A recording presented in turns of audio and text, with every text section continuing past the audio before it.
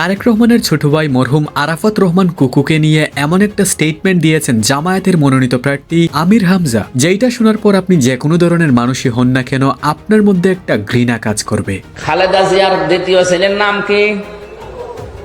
ও ও কয়কার বাদ দিয়ে যদি শুধুমাত্র হর্ষকার দিয়ে দেন, এই কো কো, ওর দাদি যদি ডাক দেয় যার দাঁত নেই, কি বলে ডাকবে?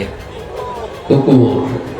তো প্রিয় দর্শক, উনি কি বলেছেন সেটা তো আপনারা শুনেছেন। এবার চলুন এমন স্টেটমেন্টটাকে নিয়ে উনি কি বলেন সেটা জেনে আসা যাক। মুফতি আমির হামজা মরহুম আরাফাত রহমান কুকুকে নিয়ে দেয়া বক্তব্যের জন্য আবারও দুঃখ প্রকাশ করেছেন। প্রিয় দর্শক, আবারও, অর্থাৎ এই ভিডিওটা 2026 কিংবা 25-এর নয়। চলুন আর একটু ডিটেইলসে বলি। শুক্রবার দিবাগত রাতে নিজের ভেরিফাইড ফেসবুক পেজে দেয়া এক পোস্টে তিনি জানান, আলোচিত ওই বক্তব্যটি সাম্প্রতিক নয়, এটি 2023 সালের। সে সময়ই তিনি বিষয়টি নিয়ে অনুতাপ প্রকাশ করেছিলেন। এখন আবারও তিনি ওই বক্তব্যের জন্য দুঃখ প্রকাশ করেছেন। ফেসবুক পোস্টে আমির হামজা লিখেছেন, মরহুম আরাফাত রহমান কুকুকে নিয়ে তার বক্তব্যটি ছিল অনাকাঙ্ক্ষিত। তিনি আরও লিখেন, বক্তৃতাটি ছিল 2023 সালের। আমি সেই সময় একটি বিষয় বুঝাতে যেয়ে উদাহরণটা দিয়ে ভুল করায় দুঃখ প্রকাশ করেছিলাম। এখন আবারও দুঃখ প্রকাশ করছি। আমির হামজা আরও বলেন, কিন্তু পুরানো বক্তব্য যারা সামনে এনে নির্বাচনকালীন সময়ের বক্তব্য বলে চালানোর ষড়যন্ত্র করছেন, তারাও নিজ রাজনৈতিক স্বার্থ চরিতার্থ করতে যেয়ে নিজ দলের সর্বোচ্চ পর্যায়ের একজন মরহুম ব্যক্তিকেও ছাড় দিলেন না।